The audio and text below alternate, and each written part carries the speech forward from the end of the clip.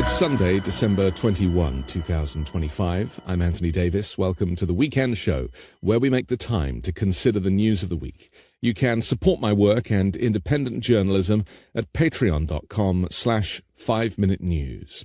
Our guest today is a former communications director for Alexandria Ocasio-Cortez, a strategist for Bernie Sanders, and is now the publisher of America's Undoing on Substack. Corbin Trent, welcome to the Weekend Show. Yeah, thanks for having me, Anthony. Glad to be here with you. Maybe we should start. We're going to talk about the Democrats and what they can and should be doing kind of leading into the midterms in a little while. First, I just want to react and respond to this kind of speech that Donald Trump gave from the, it wasn't quite the Oval Office, but it was certainly one of those address to the nation events that the networks had to carry. He was only given 20 minutes to do it. I think he came in at 18 minutes, but he did speak very fast. It was like a 30-minute speech in 18 minutes, basically wishing people a Merry Christmas, but the preamble to that was that the Democrats ruined everything, the country was a mess, and he has brought it back. Basically, I think somebody counted that there was, almost 100 lies just in that solitary speech. The feeling I got is that he's on the back foot now. He knows his approval rating is through the floor. He's getting angry about it. And when he doesn't understand why things aren't kind of going well from the public perception, he doubles down and fires a missile on another boat and then does an angry address from the Oval Office. I've stopped really watching Donald Trump, and that's partly because of that, right? I mean, he is kind of, I think, flailing right now. Mm-hmm. And, even some of the Republican Party's backing away from him a little bit. There's people that are less supportive. I live in East Tennessee, which is a very red place. And, don't get me wrong. I'm sitting in a coffee shop yesterday and I'm hearing people talk about the Epstein photos and how they're photoshopped. And, it's still a lot of support for the man. Don't get me wrong. But, the spell is sort of breaking a little bit in that people's lives are not getting better, and just saying, hey, the Democrats did this, or this is fake. It's not that effective anymore. Because he's been in there now for a year ish almost. And things have continued to go the way they were going, I think. And that's not what people expected. They expected, for better or for worse, they expected things to improve. And, that's when I talk to people around here, that is exactly that's why they voted for the man. They thought prices would come down. People believed what he was selling, and he doesn't he thinks groceries are an old fashioned term, but that's right. Most people buy them every day or every week or whatever, So, well, he said in the speech last night that gas is now $1.98. I'm sure there's nowhere. Maybe. Yeah, maybe at a Costco somewhere they're doing a promotion, but in the main, you can't get gas at anything like that price. That is a true barometer, though, for people who hear him say that and see a different price at the pump. Yeah, and I think that's kind of one of the disconnects that he's got, right, is that he doesn't really understand people's struggle. And one of the things that was so powerful about him, I think, up until now, I can remember him running in 2016, and I'm a big Bernie stan at the time. I'm working for Bernie, but there's a lot that Donald Trump says that connected with me. He would talk about our means of making a living have been pushed, been given away or sold out, bad trade deals. There was a lot of the deindustrialization and various other elements of what Trump said that connected with people, lots and millions of people. And I got it and I understood it. And for whatever reason, he was able to articulate the anger that I think a lot of people felt and the discomfort that people feel, the anxiety. But he's losing the capacity to understand that he hasn't fixed anything. I think he thought it was all show, it is all show. He's a TV personality, right? So the problem is now reality is running into his bullshit, and that's a problem. But he is of the opinion, and this is where the dictatorship kicks in, that he can just tell people that gas is $2 and that's enough, or that he can say inflation has been eliminated and that's enough because he said it. That goes to the narcissistic personality disorder, it goes to the ego, and it goes to the fact that we're dealing with somebody who is extremely mentally compromised. and he is, one of those people that squints and sees the world through their own lens. You're saying that that's going to that's going to come back to bite him imminently. It appears to be. I mean, his polling is falling. His troops are not rallying to his side like they once have. I mean, even with this Rob Reiner thing, that broke through. Like I say, I try not to pay attention to Donald Trump as much as I used to. I'm doing research. I'm writing other things. I'm looking forward. And, that broke through to me. And I sort of have my Trump filter on. So, I just think that it's coming a time when you've got to deliver. And we've lived, I'm 45 years old. Most of my life has been through presidencies and, administrations and Congresses that mostly failed to deliver. And for whatever reason, there was a lot of hope. I think there was hope similarly for Trump as there was for Obama at one point, right? There was this idea, because I can remember this. I was super excited about Obama. I'd been an Edwards guy, and then pivoted over. I became an Obama guy. And for the first time in my life, I drove to a rally. I'd never been to a political rally. I didn't, don't get me wrong. My family was into politics. They talked about it, but, I voted, occasionally, but I didn't go to rallies. I didn't do debate parties and stuff like that. But I started doing that with Barack Obama, because he was exciting and he sort of captured a lot of the things that I felt were wrong in the country and articulated a direction forward. And then the disappointment that I felt pretty quickly for me, is after Rahm Emanuel comes in and the Citibank picked cabinet starts getting filled in and the public option dies because of, Lieberman and this and that. There was a real callus that developed for me politically that didn't get broken off until Bernie Sanders ran.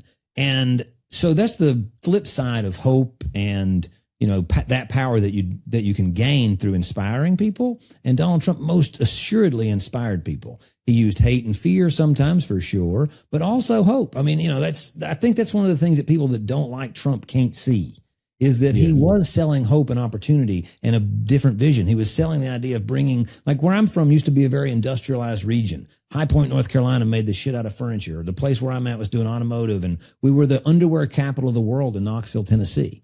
Now that building, I drive by it all the time, and it's just a burnout, empty shell. Yeah. They haven't even built expensive apartments there yet, though I'm sure they will.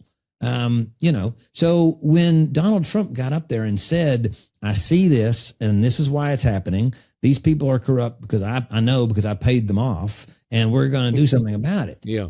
And the problem with the Democratic Party writ large, or even the anti-Trump Republicans and all these folks, is that because they want to maintain the system and the sort of keep doing things the same, they have to ignore that part of Donald Trump and just focus on the hate, just focus on the xenophobia. And I think that prevents them from then doing anything useful to compete with him in a real way. But the difference is that when Trump said he could make it better, he was lying. Like he never intended to. That was never his desire. He doesn't care for Americans or working people. What he was saying is, I'll make it better for people like me. Yeah. Right. And he has delivered on that to some degree. Yeah, that's right. It's just a very small room. The ultra rich have never been richer. Yeah. And now, he's buying into these huge kind of international deals for himself. Trump Media now going into this massive, massive deal. And we're talking about billions and billions of dollars that he has enriched himself by. In fact, he's probably never been more successful. Earlier, like, is he really a billionaire? That debate's over. Yeah, 100%. And crypto obviously plays a big part in that as well.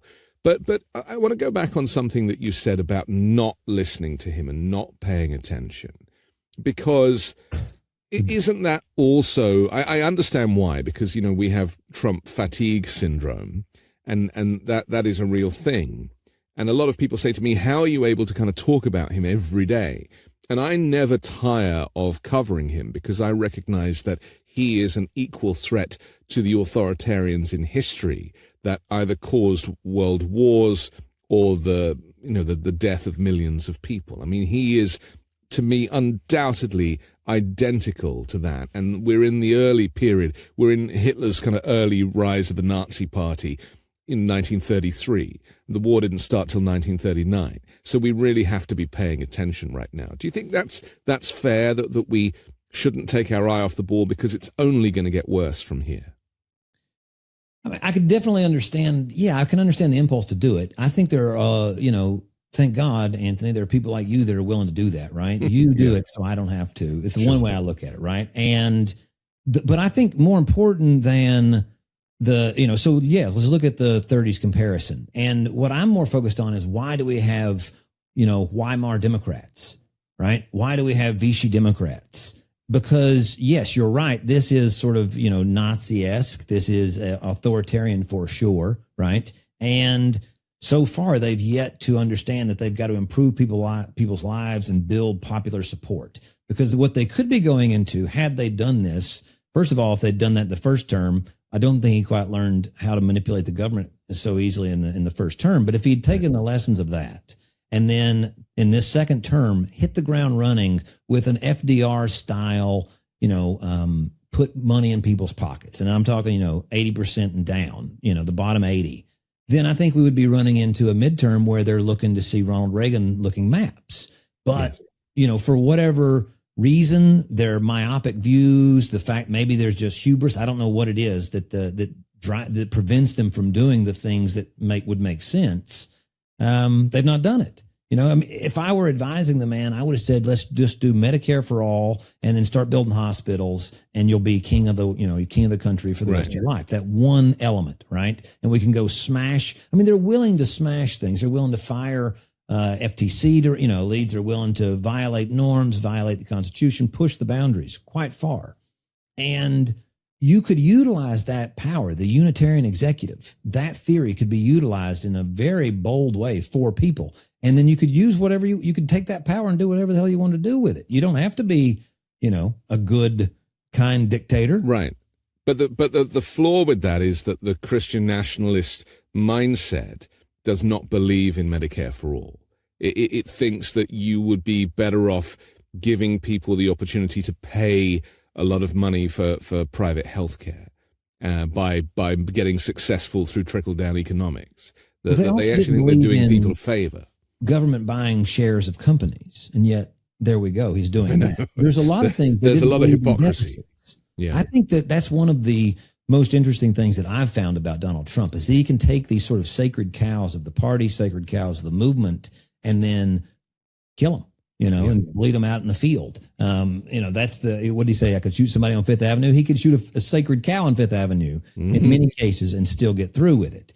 And if he were doing it and improving lives at the same time, then I think that power would have become even stronger and stronger. Now, your fear and my fear is that even, politically hobbled and without very much popular support, fact is the president of the United States is still a very powerful figure. Like you said, he appears to be pushing us to the limit with Venezuela, right? There are ways in which you can cause disasters to happen and then use those disasters for your own personal power gain. So, I don't think we're necessarily off the hook yet, but just seeing a resistance that can actually provide an alternative, I think is key. And so far, we've got a resistance that's filled with lawyers, a resistance that's filled with bureaucrats, a resistance that's filled with people like Hakeem Jeffries, who couldn't inspire a car salesman to go out and get a customer. I just he is so incapable of delivering a message. He would make me sad if he was giving me money, I think. It's just so, it's so like would you ever see, it's like a energy vampire. There was a show I used to watch. Anyway, he just, and there's he sucks the air out of the room, is what you're saying. Yeah, and I think they suck the hope. Like I'm watching, they peaked. It looks like the generic ballot. What was it? 14 plus 14 for Dems back in October, and now we're down to plus 4 in the on average. And it reminds me of Kamala Harris or Hillary Clinton running. They start out here, and then the more you see them, and the more they talk, the less you like them. And for whatever reason, that is who the Democratic Party feels should be leading them, are people that make that happen with the electorate. How do you feel about the news this week that the Democratic National Committee have decided that they don't want to release the the analysis that they did after Kamala Harris's loss, because obviously they must have done a deep dive and they've done a report, and they did say months ago that they would release this report, and now they're not going to. What are your thoughts on that? I think it's a bizarre decision. I mean, to me, it's one of those things that most voters aren't going to care about it in even the primaries, right? Coming up next year. So it's mostly it's an inside baseball thing. I noticed that the Pod Save guys were irritated that they did it, right? I think John Lovett was talking about it and a couple others. I think the question I have is like, what was the report? Was it the thing that's going to make me mad, which is they just, did it too late. Everything was great. They just made, whatever, that it was the electorate's fault. Or is it that they need to go in a different direction? And that's one of the things that makes me curious. It's like, what is it they don't want to tell us? I assume that it would enrage the base. That's my assumption. That's the reason they're not putting it out, is that the data says that it was a perfect campaign that just had headwinds that were too strong because Biden stuck in it too long, or, you know what I mean? That really no change is necessary. And I can remember that Nancy Pelosi famously said that after the first Trump election, that the Democratic Party was fine as it is. No big changes necessary. Yeah. Stay the course. And my guess is that's what this one says too, because for whatever reason, it seems to be the conclusion they come to every time they circle around and think it through. I feel a bit sorry for Kamala Harris in a way. And it might not be a popular opinion. Don't worry. Well, because, she did get an awful lot of votes. And, we shouldn't, it's the system, it's the electoral college system, aside from the fact that Elon Musk threw $270 million into the mix towards the end of Trump's campaign. And there was an awful lot of, financial support and incentives for people to vote Republican amongst, all the lies. But just judged on its own merits, you can get into the weeds of whether you like Kamala Harris or not, but an awful lot of people voted for her. And, there were moments, especially at the DNC, where it did feel like something spectacular was actually happening. And I take your word for it. I never felt that way, but I believe that people did. Right. And so, but it wasn't to be. Is part of the problem, though, the system? Because what you were alluding to earlier is that, people or politicians promise things and then they can't deliver. But the system with which this two-party system with which both parties are having to operate within is so fundamentally broken. It really does, it falls on the sword of corporate money and lobbying and all of those kind of internal issues that affect both parties. I mean, yes, the system is absolutely partially to blame for all of our problems, or mostly to blame to a degree, like the economic system that we have now. Like, looking back, starting basically a few years after the New Deal, there were various court decisions by the D.C. Circuit Court, the Supreme Court, that stopped us from building more housing for people, that stopped the government from being a direct builder of things like hospitals and housing and infrastructure, and they had to instead be contractors that just subbed it out. There were, court decisions and executive orders that stymied our way all the way up through, Citizens United. And it's been a run of dozens and dozens of those, like the cap that Bill Clinton signed to put on residencies. The residency program that trains doctors was capped in 1997. 1997, they capped that. So the economic system that we have is absolutely broken. But yes, the political system, we've got, I think Bill Clinton won Tennessee twice, both times he ran, but he never broke 50%. He actually only outperformed Obama by like 4 or 5 points, maybe 6 points. And why he won was because Ross Perot was running. You talk about, man, that'd be sad having been the Republican there, right? But so the fact that you've got states that have, less than 1 million people that have 2 senators, and ones that have 40 million people have 2 senators. That's bizarre. Obviously, the Electoral College is bizarre. But, this is one place, I guess, where, I'm in the process of putting together a super PAC. Do I think super PACs are useful? No. Are useful? Yes. But I think they're good? No. But you play within the boundaries of what you've got, right? And I think you got to play to win to change it. I know, for a fact, like the last time we've had super majorities that were capable of delivering change like that was at the 30s and the 40s and the 50s. And until you can get that kind of power, you're stuck with what you got. Like people, a lot of times when I write something or I'm on a podcast or whatever, people say, you didn't say we got to repeal Citizens United. And I'm like, well, that goes without saying, but you're talking about constitutional amendment, maybe. What you're talking about at least this is a Supreme Court decision. There are a lot of things that have to change.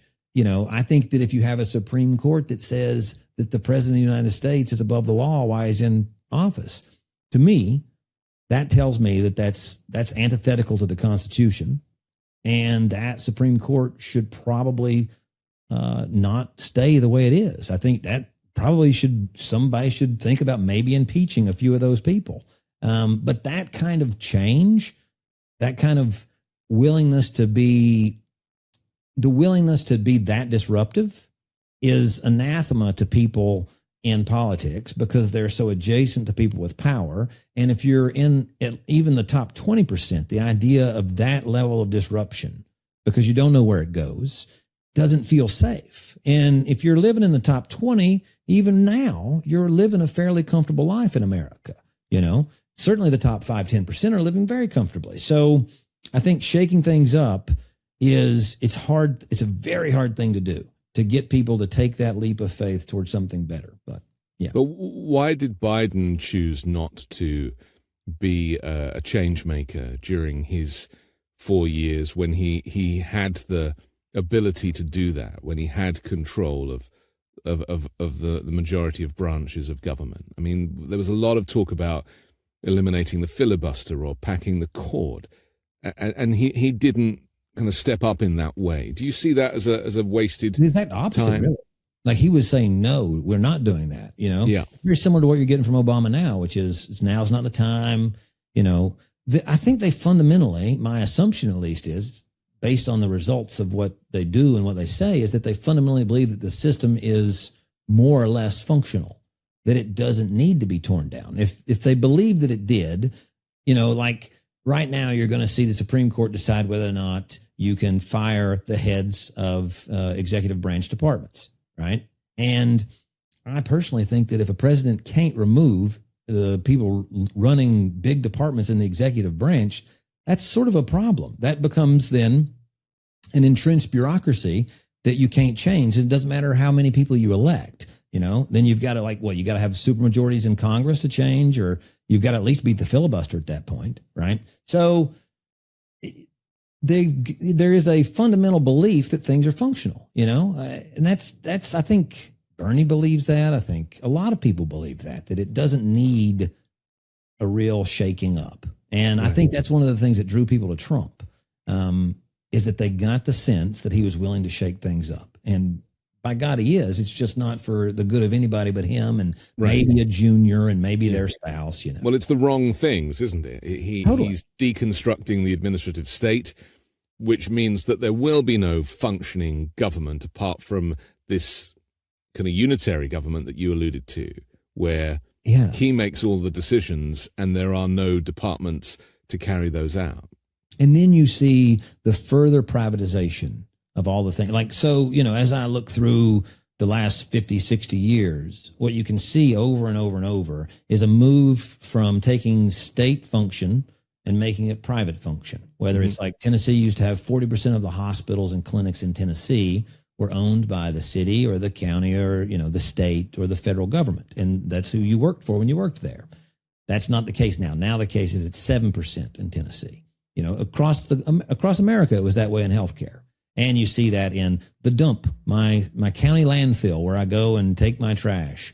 That is, guess what? No longer owned and operated by the county. It's owned by somebody in Arizona, and you look at so many of the services that the government used to provide, the government used to be a positive in people's lives, and they've been turned over to corporations, to private interests, and you have less and less accountability that way. I mean, like seeing Elon Musk on track to becoming the world's first trillionaire, and in no small part off government money. whether it's giving him NASA IP, giving him NASA contracts, giving him military contracts. He's building the damn tunnel in Nashville, a couple hours away from me, that he's just, and so it's like, it's all this government money. And instead of us creating good jobs and good services and doing things positive in people's lives, we're instead enriching the elite or some handful of corporations. Yeah. And like, that's the thing. Like I've been, I was reading last week some stuff by Matthew Iglesias and who was it? Bharat Ramamurthy. He used to be, I guess, the National Economic Advisor. And both of them are talking about how we don't have enough money. We've got this deficit problem. We've got to scale things back, right? And they're talking about 2028, 2029, what the next Democratic administration will do. And looking at nothing but healthcare. Healthcare alone is going to cost us like $5.4 trillion last year. 1 year. 1 year. And that's more than double. It's almost triple what Italy paid per capita. Right. It's, so but what you're describing is profit. And maybe we need to start using that language, is that when they say the US spends more on healthcare than any other country, what they fail to say is that it's American people that spend more on healthcare than any other country. And most of that is profit, because it doesn't cost that much to operate hospitals. And that's why, you see the kind of the ramifications of this anger, such as the assassination of the United Healthcare boss, because they are literally making billions of dollars of profit, and healthcare for profit shouldn't even exist. And so when we look to other countries that do have socialized medicine, they always heralded as successes. These Scandinavian countries, for example, that have a little higher taxation but provide services for everybody. But yet here it just will never happen, because it's almost like capitalism has gone too far. I mean, I don't know that that's true. I mean, the thing is, people think about taxes, right? And you hear the word, and that's what they'll always say. A lot of the questions we got when I was with Alexandria were, how are you going to pay for it? How are you going to pay for it? Yeah. Well, the thing is, it's not how are you going to pay for, a system where the government's back into building hospitals and training more doctors and nurses. And that it's really not about how you're going to pay for it, because we're already paying for it. If we could get just the administration of healthcare to the cost of, say, Japan, which is 5% instead of 30%, that saves you, $2.5 trillion a year. So what are you going to do with all the extra liquidity is the question. Where are you going to flow all that money back to?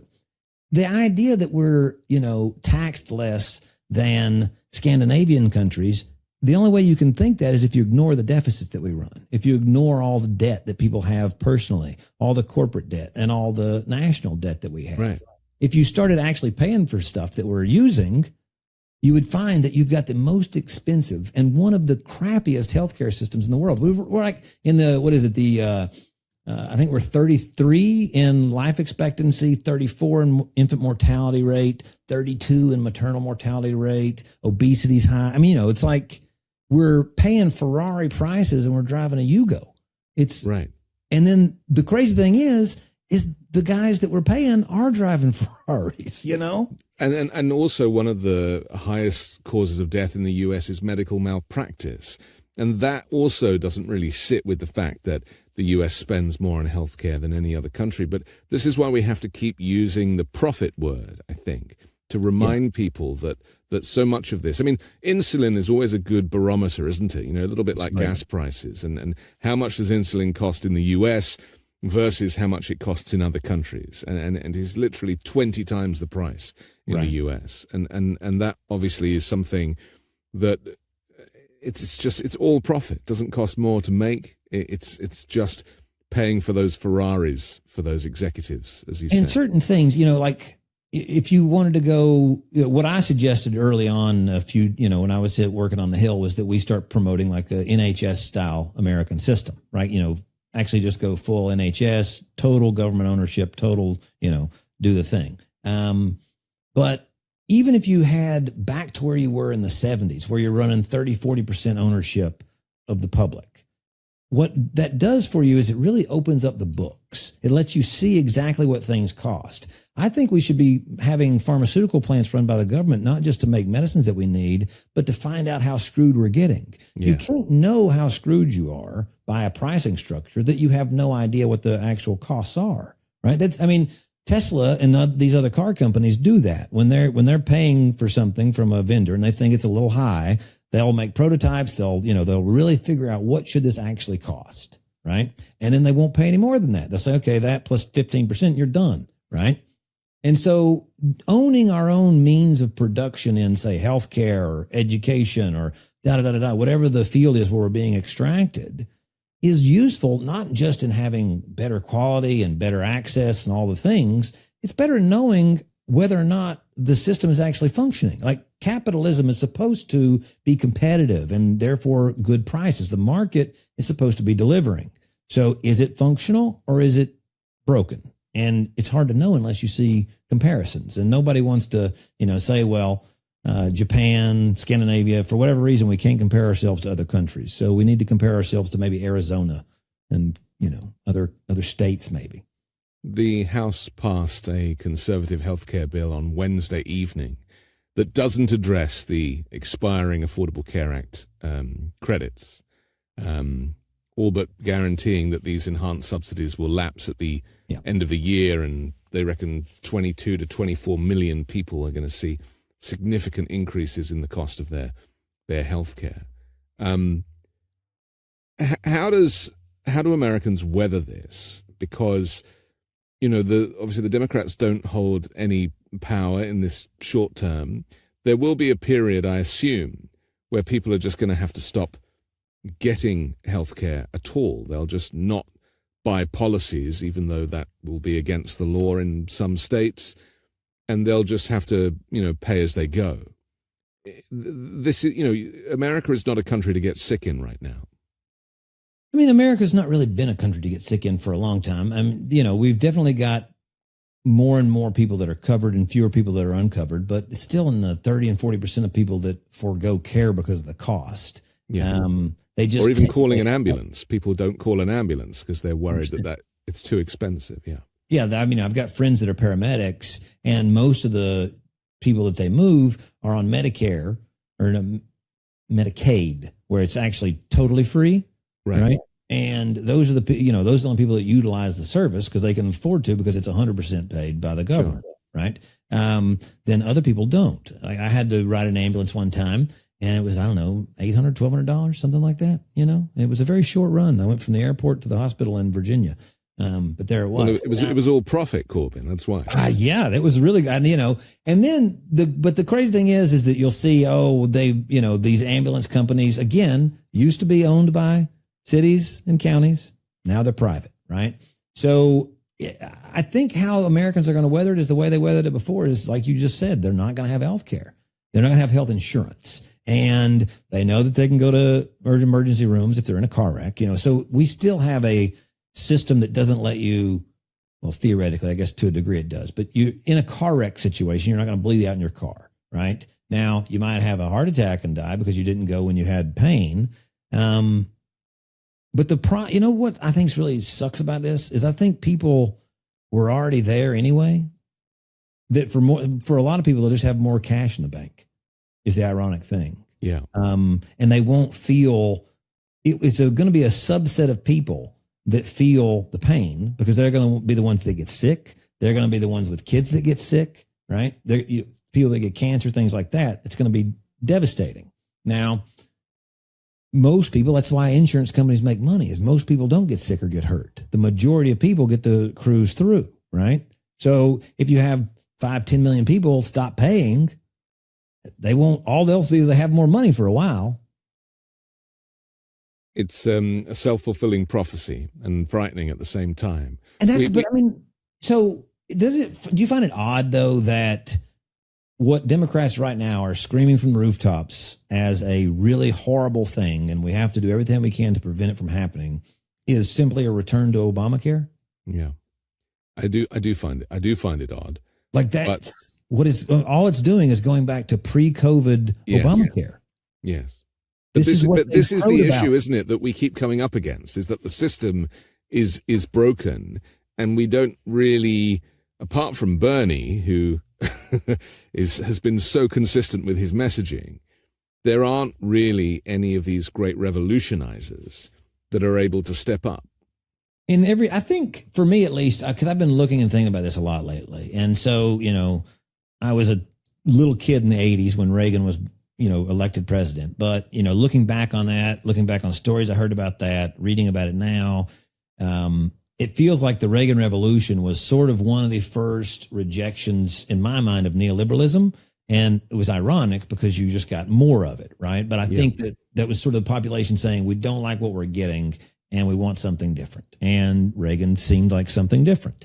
So then I feel like we've kind of gone back and forth with, feeling okay and then really wanting this to change. And I think Obama was another example of, we want something fundamentally different. We want our lives to be better. And then I think we got the same thing with Bernie and Trump in 2016.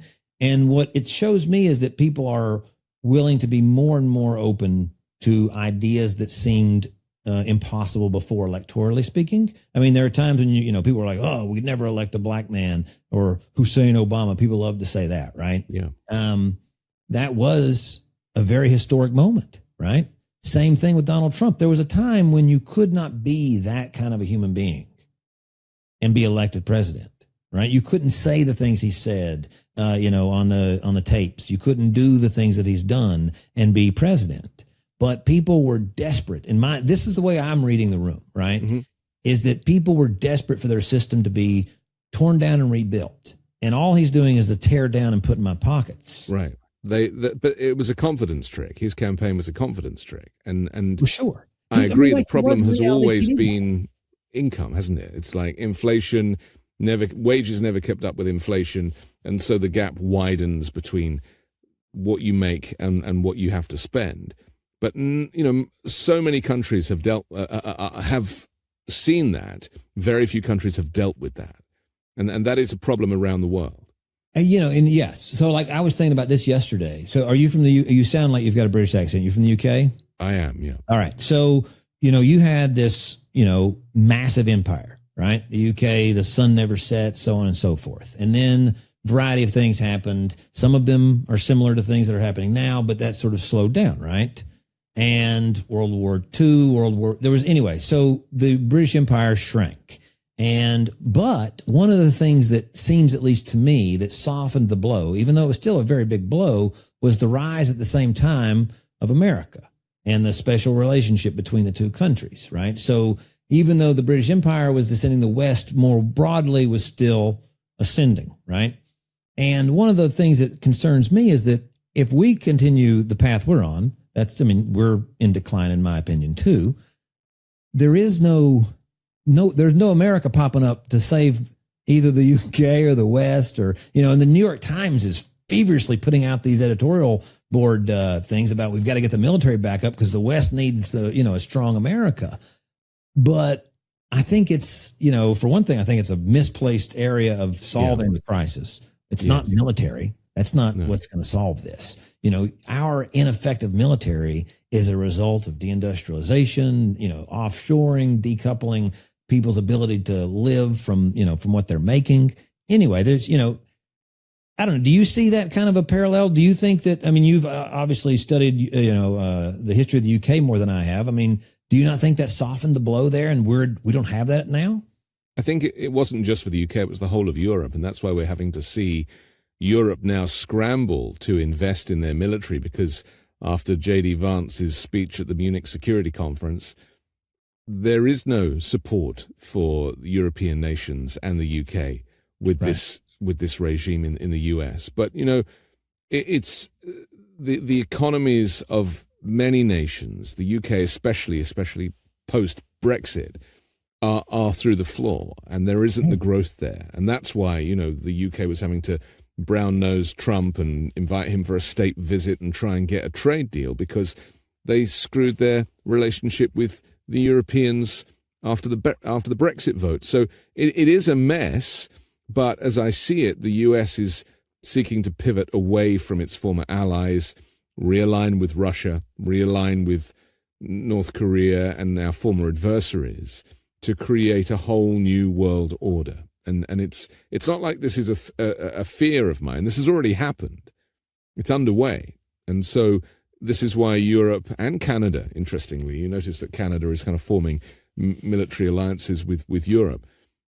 The world just looks so different just in the last year to how it did just 13 months ago. I never thought I'd see this in my lifetime. Left.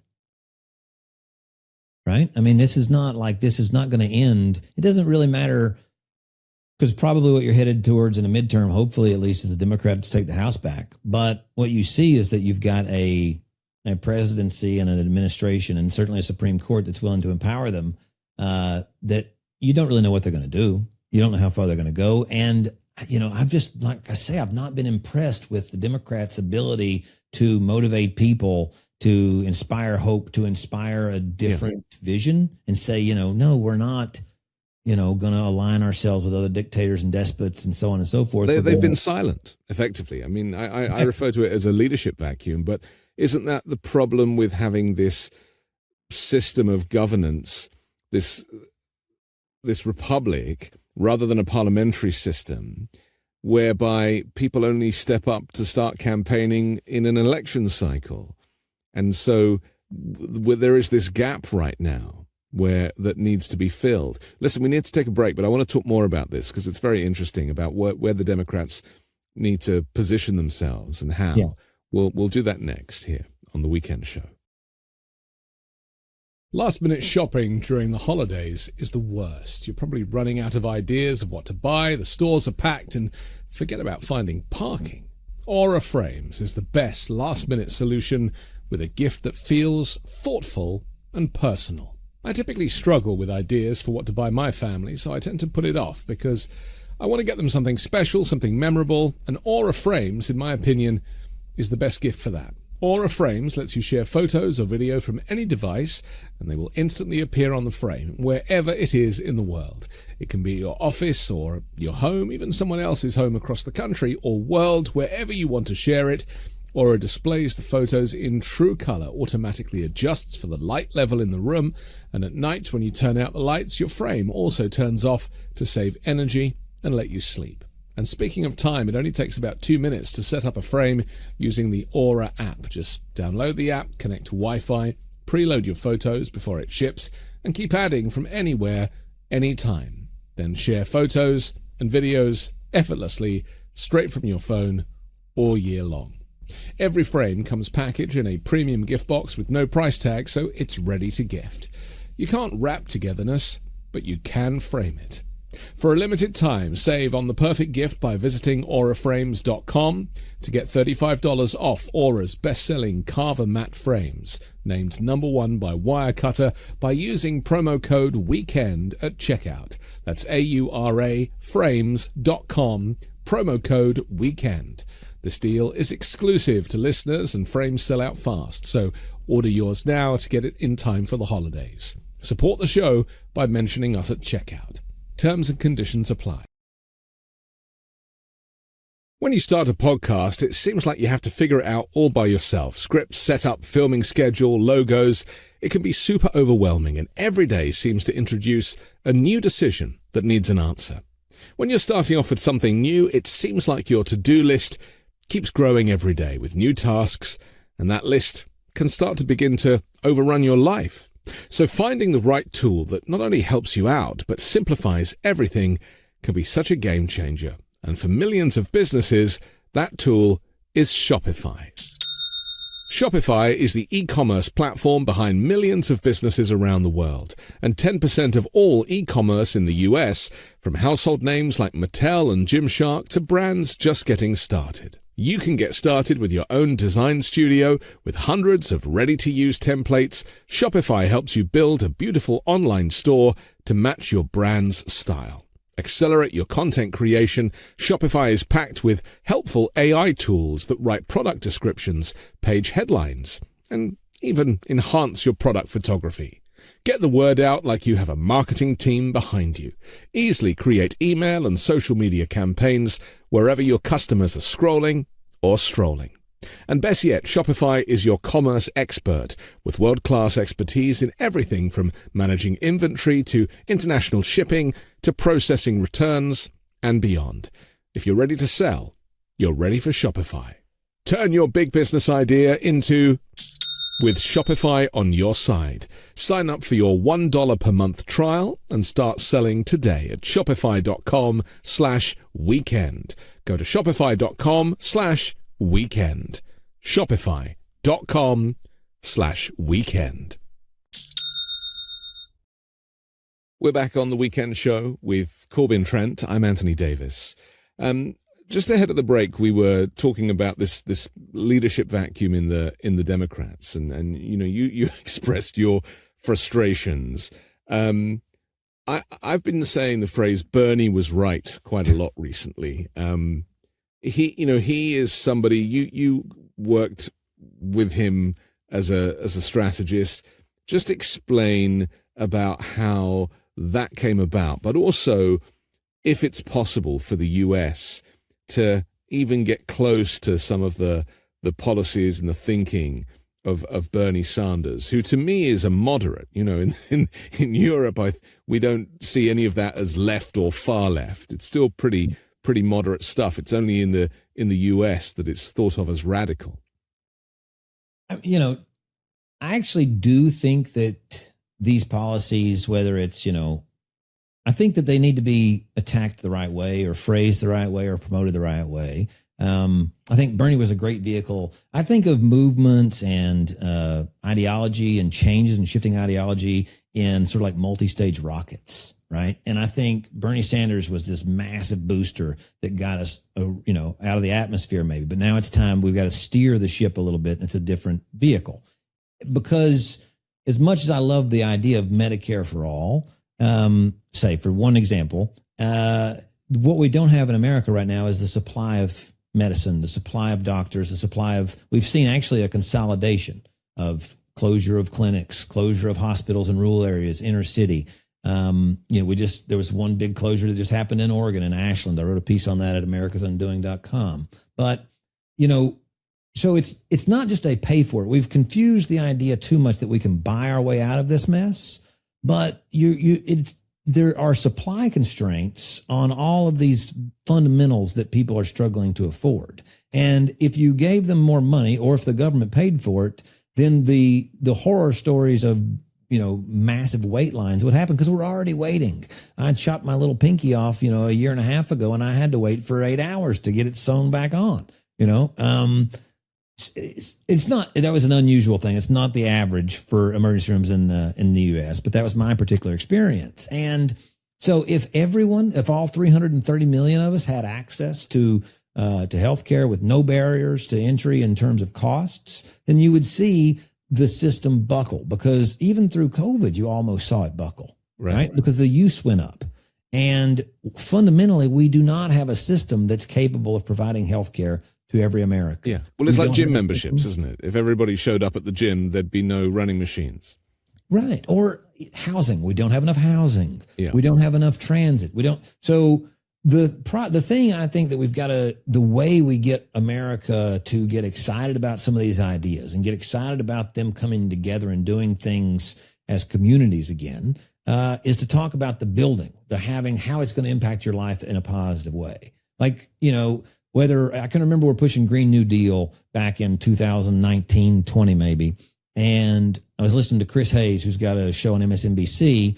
We're doing a town hall there. And he fundamentally believed, and probably still believes, that to solve the climate crisis, humans have to essentially drop their consumption and become very poor in some way, shape, or form when it comes to our comforts or our access to things.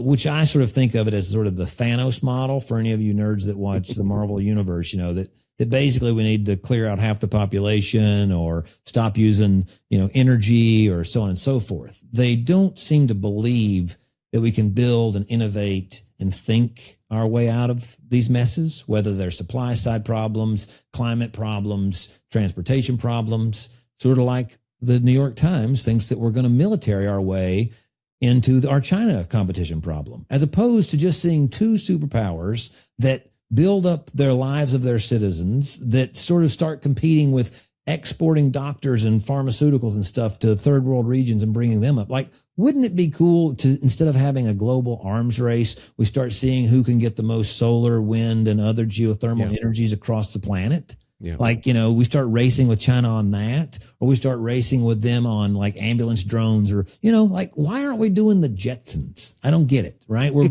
racing towards the Flintstones, and it's batshit crazy to me. So I do think that it's possible for America to get excited. We got excited in the 30s. My entire region was built by the Rural Electrification Act, TVA Dam, the Interstate Highway. So much of what has led to America's prominence and its wealth was done together with our government. So no, I think we're capable of it.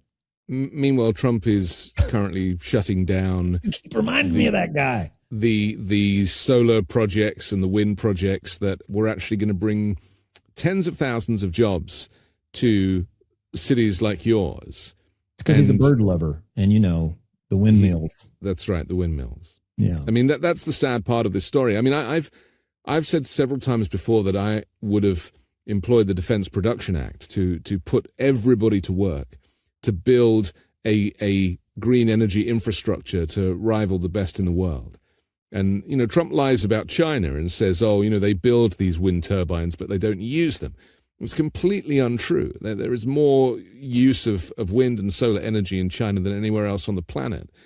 And in fact, the entire US could be powered by wind and solar quite easily. Even Elon Musk has admitted that. But again, we fall back to the fossil fuel lobby and to the profit kind of motive for so many wealthy people here. And the other thing you fall back on is the effort, because there are a lot of challenges that are going to have to be fixed, right? So you're going to have to use like either defense powers, or you're going to have to use emergency powers to get through siting and permitting to just put up the lines, right? I was looking at how many miles of high voltage power lines we're running versus China. And interestingly, China is not running high voltage. They're running ultra high voltage, right? We're running high voltage mostly. And we've got projects that are taking 16 years to do 150 miles, and they're doing that in a day in some cases. So the effort that's going to be required to get, we're like this sedentary old man that's sat on the couch for the last 50 years, right? We were like great in college. We were the star quarterbacks, and we just sat around eating Doritos, and we could get back. Like, we've still got the core. We've still got the strength. It's still in there, but it's going to take effort. We're going to have to get through this inertia that we've caused ourselves. And we've got to relearn how to actually build and deliver. Like I was talking earlier about passing a $1.2 trillion infrastructure package. And that should be enough to rebuild the entire interstate highway system. Even by inflation standards, it costs us around $300 billion in 35 years to do the whole damn thing. 41,000 miles of interstate highway in 35 years at $300 billion. And I had to replace the rims on my car the other day because I run into so many potholes, So I do believe that it's possible, but we've got to, start somewhere. And, you see in Trump pull back, I saw the same thing in Tennessee when they did the fiber in rollout in Chattanooga, and then where I'm from in Morristown. Well, guess what AT&T did? They went in and ran this whole big media campaign to stop it. And they were able to more or less block any more additional municipal fiber lines. So the profit motive plus the effort involved for business and policy. If you can make more money doing stock buybacks instead of having to, build things, come on. I mean, a lot of this is cultural, isn't it? Americans have been told they're living in the greatest country in the world for so many decades now that it almost makes you take your eye off the ball. And anybody who critiques the country is accused of being unpatriotic or hating America. When you look to the countries that are the most advanced and are the most successful, they have been filled with people thinking about how to improve it all the time rather than fighting fires.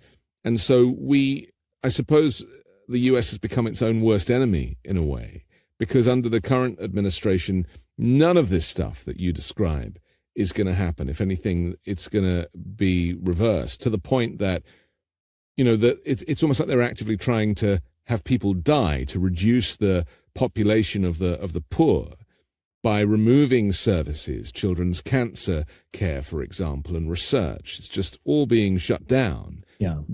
And it's very difficult to get your head around it, not least the closure of US Aide, this kind of soft power around the world, which potentially will mean the death of tens of millions of people. So it is dark times. It's undoubtedly a coup from the inside. It's the rise of a kind of neo-Nazi regime just dressed up as, in gold spray. Let's talk about the Democrats now. Because as I see it, the Democrats had put a lot of eggs in the Epstein files basket. They were hoping that this release of the Epstein files might be the thing that brings down the Donald Trump government. And this week, the deadline came and went for the release of the files, and not all the files were released. And now Chuck Schumer's saying we're going to, take every legal action possible. Well, of course, I assume he'll write a letter. Has he said he's going to? He will be writing a firm letter, and maybe standing on the steps shouting, "We will win." So we've got that to look forward to. Yeah, but what do you feel about that strategy that the Epstein files was the Democrats' kind of big kind of moment to expose Trump and his cronies as being complicit with this child sex trafficking ring, and that was going to be enough to kind of get them back into power? I mean, I think it's like everything they do that every time they say this will be the thing that brings him down, right? They continuously are waiting on the collapse to happen, right? Like naturally. And that's one of the, you could broaden that assessment out to they feel like the economy is going to work its way that way. Like if they just put a little bit of money in front of it, or a lot of money even, that it'll fix itself, that our politics will fix itself, that Donald Trump will collapse on his own weight, that the voters will wake up, that the Republican Party. Right. I remember Chuck Schumer saying that eventually the Republican Party will come to its senses and they will reject Trumpism, and they was talking about other senators and stuff. And so they've just, the Democratic leadership, and to a degree, I guess even the rank and file in the House and the Senate have got this idea that they can just wait it out and then they'll get power back. And to a degree, I think they're right. They can probably wait it out and get a little bit of power. But the question is, what happens to the country in the meantime, A? And then B, Gavin Newsom's out there explicitly saying he's not sure there will be an election in 2028. Now, I assume it's a little bit hyperbolic on his side, but it's, who knows, right? That's the interesting thing with this administration. Who knows? And they, but they don't act like it. I can remember, so Donald Trump is being impeached. I don't know, maybe I think it's the first time. And I see Kamala Harris, she's a senator at the time, and she's doing an interview. I'm still I actually was walking in the hallway. So I'm still there in the house. So this is, I guess, 2020. Anyhow, and she's sitting in a little window with CBS, and she's talking about how this is a very solemn, duty that they're undertaking, and this cannot be, this is not reality TV and so on and so forth. This is not a, parade or whatever. Basically, not a show. And I thought to myself, well, she fundamentally doesn't get it. And in general, the Democratic Party, Adam Schiff, the Democrats in the Senate did not get it. That's all. The only hope you had was to turn this into a reality show that the American people watched and believed your version of reality. That was it. There was no world where you got a conviction out of the Senate. The only possible outcome that's good for the Democratic Party and the American people is that you treat it like what it is, which is a reality show, and you make him the villain and he doesn't get reelected again. But they don't see things this way. They take themselves way too seriously, for one thing, right? They're really impressed with themselves and the positions that they've been elected to. And it's not for the results. It's not a meritocracy. You asked me earlier how this happened. The interesting thing about campaigns is they are meritocracies. I was a food truck dude that ended up on the Bernie campaign and then got hired at the national staff and worked on both of his campaigns. But politics is almost the opposite. You like fail upwards. Because when you fail, you're weak. Yes. And then the donors get to come in and say, we'll fix it. Don't you worry. We'll fix it right away. But just going to the midterms for a second. Yeah. Donald Trump doesn't use Congress now for anything anyway. No. Bypassing Congress with all of his decision-making, not least going to war. Correct. Which is theoretically one of the things that's like firmly in their camp. Right.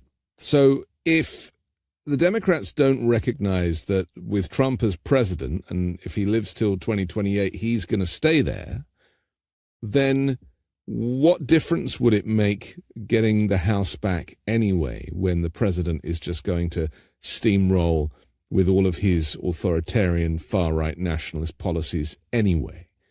And so they almost need to change the rules of engagement in this moment. The difference it would make is, if they were willing to say, subpoena people and then put them in jail for not showing up, if they were willing to push the limits, right, of what is considered reasonable and, and rational to do, then it would matter, right? But they're not. I mean, they've proven that time and time again. I'm not going to be, Charlie Brown and let the Democratic Party loosey me with a football. I don't expect anything different from them. But having the House could be extremely powerful if you were out there promoting a vision, if you were out there pushing the limits of your power as far as they would go to do exactly, to do whatever you can do to rein in an out of control executive. Right. But that's not the way they operate. And it's not the way we can ever expect them to operate. And, you mentioned the fact we've got wouldn't it be nice if there was a parliamentary system instead of a republic where you could see, campaigns and ideas happening more frequently. And I don't think it's necessarily baked into the fact that we have a republic that it has to be that way. There's no reason. I mean, Gavin Newsom is out there sort of running for president right now, sure. Right? There is just this idea that you're not going to do it with any real direction. Hakeem, there is this sort of like almost we're waiting for the starting gun, right? I don't think that's required. It's not necessary. I mean, maybe people get sick of a 5-year campaign, but Donald Trump was running his campaign almost the entire time he was out of office. 100%. And that was helpful for him. There's no doubt. Project 2025 or whatever it was, or that all came together while he was out of office. Like he was out there criticizing the president. He was out there doing, it's not a requirement of the system. It's a problem with the Democratic Party that we currently have, that they're not willing to take on norms even, like let alone some weird rule like the parliamentarian. Guys, we would have done it, but the parliamentarian, so we can't. Sorry. But there is this, because it takes so much money to be raised to run a campaign, I suppose that's what holds candidates back, because they don't want to peak too soon. They don't want to waste the money. I mean, Kamala Harris had raised $1 billion, allegedly. That big money in politics is probably preventing people from stepping up. And, we don't have that in a parliamentary system. You don't need finance to run your campaign. It's all kind of covered. And yet that system in the UK is probably about to be broken with Elon Musk funding Nigel Farage, who is the far-right candidate, and he's currently polling in the lead right now. It is a terrifying thought that Trump is seeking to kind of spread this pox throughout Europe. And if that aren't echoes of the rise of the Nazi party, then I don't know what is. And so Poland, waking up to that, all over Europe. Yes. Right. So waking up to that suggests to me that I think Newsom has woken up to it, which is partly why he is so vocal. But we have Kamala Harris going, I might run. I'm not going to be California governor. But I'm not finished yet. And all these kind of little hints. And then you have people like AOC who are just doing the work day in, day out, who are, through a very kind of focused effort and energy, What is the likelihood that those candidates, people like Jasmine Crockett and AOC, who have become stars in their own right because they're doing the work and they're pushing back and they're bringing the receipts, what is the likelihood that those types of candidates are actually going to be the future leadership for the Democratic Party? I mean, I think they're pretty good. I mean, I think it's, Zoran and people adjacent to that ideology. I think, unless the maxim's true and that we're, all socialists when we're young and then we're, capitalists, unless, it's literally just the age range and it's not the ideology. Right. But, tracking people, it seems to be that ideologically we're changing a little bit. Yeah. Zoran wasn't born in the U.S., unfortunately, so he doesn't qualify. Huh?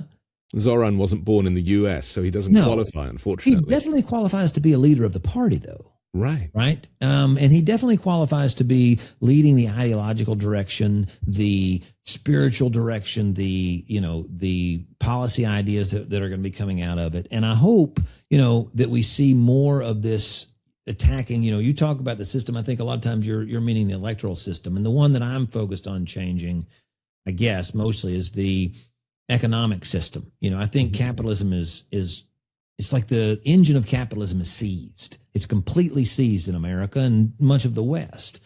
So, like, for example, we have these food prices and Zoran and food deserts. And Zoran talks about putting in, grocery stores that are run by New York City. And I think that, could definitely help for a desert, but it's not going to bring down food prices. Part of the reason we have out of control food prices that aren't going to the farmers is because you have these, 5 companies in the middle. Right. That take all the money, Tyson, Profit. Monsanto, and a handful of others, right? Yeah. So when we start looking at, if we're going to break up this stuff, it's not just about breaking up monopolies or oligopolies. It's about restoring the engine of capitalism to functionality if you're going to have it at all. And the only way to do that is to be competitive. And the only way I think you can compete with these massive ass industries is with the government. I just don't think there's anything you can do otherwise. Well, Bernie calls it controlled capitalism. And that is something that works in other countries. And when we refer to Scandinavia, they are also controlled capitalist nations. Right. And so that is the solution. But, you look at the types of people that are pulling the strings right now, and control is not, it's the wrong type of control with them. But then look at the approval rating among Democrats of the Democrats in Congress. And it's 4%. I saw last week, right? 4%. And it had gone, it's the lowest ever recorded by Gallup, period. The total approval rating for Democrats was like -70 or something ridiculous. Yeah, it's bad. It's bad. It was bad. But even among Democrats, it's the lowest it's ever been. Like, the Democratic leadership in the party itself is less popular among Democrats than the Republican Party was when the Tea Party transitioned it and it led us to Trump. If the Democrats can find their soul, and if the voters of the Democratic Party can, one of the things I think that we do too often as Democrats in the especially in primary elections, is we try to game out what's going to happen and pick the one that's the best suited to win, as opposed to the one that we are most inspired by. Right. And if we can suppress that urge to try to be, Steve Kornacki, and just let him be him, and we'll be voters, and let's go with what we're led by, what we believe in, then I think the Democratic Party has a chance to be different, become more inspiring, become more of an opposition party through ideology, not just mechanisms. Like the courts, all this stuff is great, but we've got to win back the hearts and the minds and the spirit of the American people and the American electorate, or it's for naught anyway. Because like you said, Trump's going to run roughshod over that stuff. Right. People need to be led, though, don't they? I mean, we are a tribal race. And when Newsom stepped up and took Trump on head on, it felt good. It felt like this guy's not scared. And fear is Trump's currency. And so to have somebody who can really stand up to him, even if it has to be like another kind of white guy, in the meantime, might be the thing that gets Democrats over the line. Trump assumed control of the Republican Party without a primary. He just kind of took it. And effectively rewrote the rules. We don't have any Republican Congress people standing up to Donald Trump. So they are now all complicit. Is there room for that now, for there to be a kind of de facto, not even interim leader, but just somebody who leads the charge? We've mentioned Newsom, but who else do you think has the chops to step up, even outside of an election cycle, just to give Democrats a sense that there is somebody looking out for them? There are people that are inspiring. I think Ro Khanna is very inspiring. I think Alexandria is very inspiring. What I'm keeping my eyes peeled for is somebody like Cory Booker is saying that the Democratic Party needs to have a hard conversation. They need to have a tough conversation. Kamala Harris, in her last speech that I saw, was saying that both parties failed. Both parties have sort of, overseen this problem and so on and so on. But what they don't do is they never get specific. They never say, therefore, Hakeem Jeffries should not probably be the next Speaker of the House. Right. And we don't think, Chuck Schumer should be leading the minority in the Senate, or we need to go after this system, or we need to repeal the Fair Claw Act, or because it prevents us from building public housing, or like there is no direct attack on any individuals that have made it. It's more this just broad idea, right? Then when it comes down to primaries, most of these Democrats get very scared, and the idea of unity then becomes, paramount. What's funny is in some election cycles, many years, there's more turnover in European monarchy than there is in incumbents in America. So there's this idea of protecting incumbents. And when I see somebody in the Democratic Party that's willing to step up, say, I would like to be president, but whether I am or not, I'm endorsing these 35 people that are running in primaries against Democrats because the party needs to be different. Like they're saying the words, the Democratic Party needs to change. But the party is just the people that make up the party. So if you don't have the courage to then try to replace some of the people in it, you're just full of shit. So let me run something by you, which might seem radical, but it's something I've been thinking about for a while. For the Democrats to kind of break with convention. And because we are, in the midst of a civil war, nobody really wants to say it like that, but, it's a combination of a coup and a civil war. And if you're an undocumented immigrant, or even a documented one, or even a citizen who really cares, it certainly feels like a civil war right now. So what about having a kind of Avengers-style group who step up, all of the best governors, all of the best mayors, people who can stand shoulder to shoulder and say, we are a new leadership for the Democratic Party. There isn't one person. We have a range of views, and that they give press conferences every week as a group, and they call out Donald Trump's illegal behavior every week. And it's completely defies convention of how American politics plays out, but these are not normal times. Yeah. Do you think there's room for that? I think that, yeah. I mean, I was working on an idea for a little while called Candidates United, and it's very much like that, except I also think that you need, instead of just calling out the tragedies that are being, and the crimes and all the various other things that are obviously important to call out, but you also talk about how you would be doing things differently, right? And then you can prove that you're willing to reject the status quo of the Democratic Party by endorsing people in primaries against other Democrats. There's no other way to show that you're actually wanting the Democratic Party to be different. Like if you're, if you really think the Democratic Party should be different, then you've got to find some of the people that are causing it to be this way and say, these are our barriers. But, we're willing to call out Donald Trump. We need to replace him, and they'll be able to do that with some Republicans, right? But even they'll often say things like, we need a strong Republican Party. No, I want a teeny weeny, itsy bitsy Republican Party like we had in 1938, 1940, that's just barely, like they have barely any offices at all. They're in closets, because I want our party to be doing so well for the American people that they wouldn't even consider voting for the nuts, right? I want to relegate them basically, who was it? Grover Norquist said that he wants the government to be small enough to drown in the bathtub. I think that's the way the Republican Party should be. I want them small enough to drown them in a bathtub. And, the idea of conservatives, I mean, obviously, the way in which we do healthcare is not conservative. It's one of the most wasteful things I've ever seen. The same thing can be said with our energy. The same thing can be said with our infrastructure. There's nothing conservative about it. So, yeah, I think seeing people stand up together, united for a different future would be extremely inspiring, and it would motivate the American people in a way that they haven't seen in a long time. Because currently the Republicans... Put it together, Anthony. The Republicans are doing a version of that. Trump has Pam Bondi to one side, so he has control of the judiciary through her. And then on the other side, with Pete Hegseth, he has the military on side. He's created this kind of group of weirdos and crazies who are all prepared to do his bidding. Nobody will stand up to him. They are all speaking with one voice. And because there are a lot of them, it does feel like that they have this kind of grasp on power.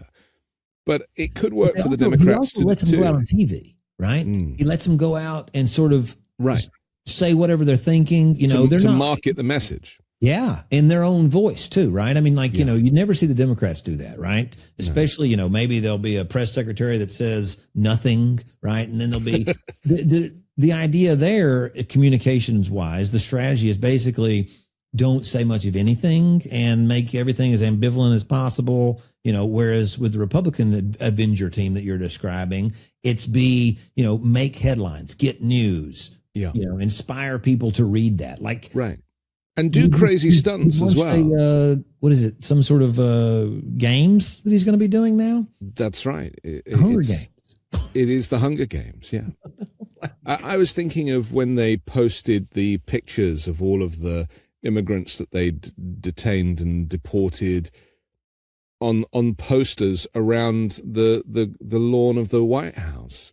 It was such a visual representation of their dictatorship.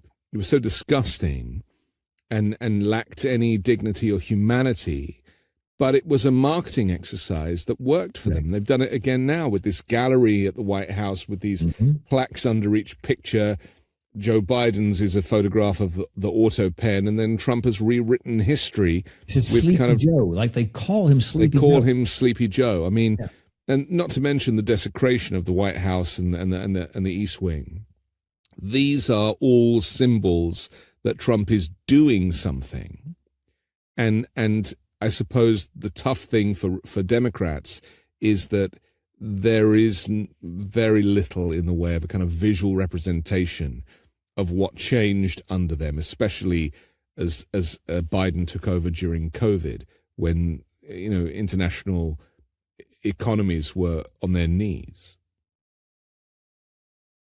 And it's also, I think it goes back a little bit to the taking themselves so seriously. This sort of their stations are very dignified, right? And this is beneath them. And they've always felt that way about Donald Trump, right? And he isn't a very dignified person, obviously. But he does know how to sell things. He knows how to, market things. And I think that for whatever reason, the government doesn't have a marketing wing. Like Amazon, we're supposed to be competing with Amazon. Amazon sends you a box with smiley faces on it. You click a button, stuff pops into your house. I mean, of course, the government, it's just like maybe some dysfunction that you deal with. The best cases you're dealing with the post office or something like that. But most interactions with the government are them either you don't feel that it's the government or it feels badly. It feels bad in some way. And there is no big marketing campaign to convince you that the government's useful, and the administrations don't do it either. There was no real effort to inspire people. Like the videos that ICE is putting out right now. Have you seen those? They're disgusting. Terrifying, yeah. Imagine if you were into that though. Right? How, people like UFC, people like whatever, it's not. Well, a lot of people are into that. They're actually celebrating a lot of this stuff. And it's only those of us who hopefully are on the right side of history who have empathy for this, the tragedy and for the people who are suffering at the hands of this Trump regime. But there are maybe a third of the country who think it's fantastic, and they do want to make America white again. And that is where all this is headed. Just a final question for you regarding the midterms, because, you know, some of us believe that the midterms will happen in some form, that, you know, like with Russia and their kind of scam elections that keep re-electing Vladimir Putin, that Trump will allow something, but it won't be everything, or that he will go to war with Venezuela, which it feels like it's getting closer and closer, and then suspend elections because he says that you can't do that during wartime. I mean, do you think that midterms will happen, and what form will they take? Yeah, gosh, I've not gotten there for whatever. And, you know, luckily I haven't. The last Trump administration, I was under investigation personally. Justice Democrats, the organization I started, was under investigation. Alexandria was under investigation. You know, there is definitely a mean streak in this administration and a willingness to violate norms. But I just don't think they have the popular support right now to get by with that. And I believe that you would see, I mean, we saw No Kings even, right? That protest, or that, you know, that put millions of people out into the street. And I think that if they attempted that, it would become untenable. And I think that you would have a moment that galvanizes America in a way that's not, you know, normal. Now, if they did it in the more, you know, in a slicker, better version of it, you know, where isn't it, you know, a legitimate election? I don't know. I just think that's harder. Like, you know, I've been to the election boards. I've watched these things. It still seems to be pretty strong in terms of the votes actually getting counted. You know, I heard people thinking that the last election was rigged. You know, a lot of Democrats were like, "Oh, Kamala really won," and they were doing the same shit that the 2020 people. They were like finding these little things, and so for whatever reason, call it, you know, wide-eyed, you know, hopeful optimism. But I still think that the system more or less functions in terms of counting votes, and it's very hard to not count them.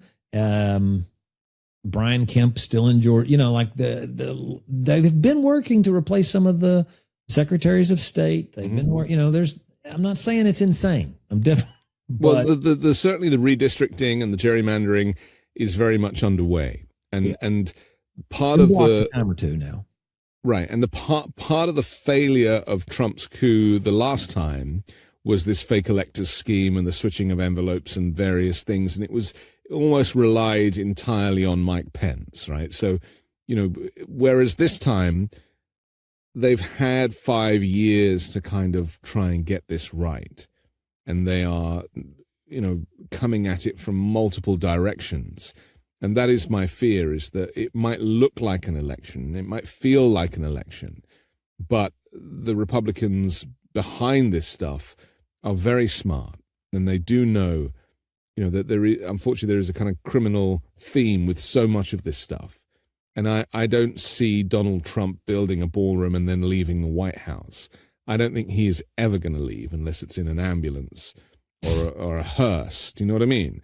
And so I think if Democrats are not taking that concept seriously, then they're burying their heads in the sand. Yeah, I guess, like, so, you know, bring it back to Tennessee again, like I often do. Tennessee, when Obama was elected, we have 9 districts. So there's 9 representatives in the House here. 5 of them, when Obama was elected, were Democratic seats. And that was the case until 2010. Then we got redistricted, and also just was a red wave. And until 2020 redistricting, we had 2. And then they redistrict our last Democratic seat. Now, the downside for them is that they took very solid red districts and then gerrymandered them to less solidly red districts. Still solid, but less solidly so. And one of those almost was turned into a blue seat. I think she took this, Afton Bain took us from 22 Republican to a little like 8 and change Republican.